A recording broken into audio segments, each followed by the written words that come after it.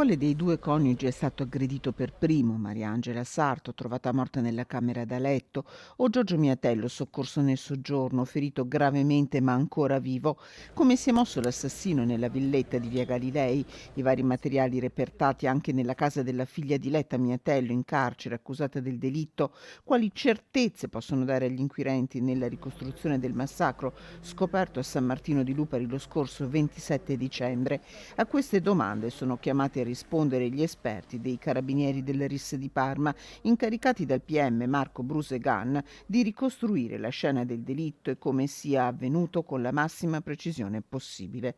Tutto il materiale sequestrato è stato messo a loro disposizione, come gli esiti dell'autopsia eseguita anche sul corpo di Giorgio Miatello, morto a distanza di 3 mesi, per capire se le ferite riportate in quegli attimi terribili possono essergli state fatali. In carcere, accusata dell'omicidio della madre e per ora solo dell'aggressione al padre e la figlia della coppia, Diletta Miatello, l'ex vigilessa è stata sottoposta in questi giorni a diversi test per stabilire la sua capacità di intendere e di volere.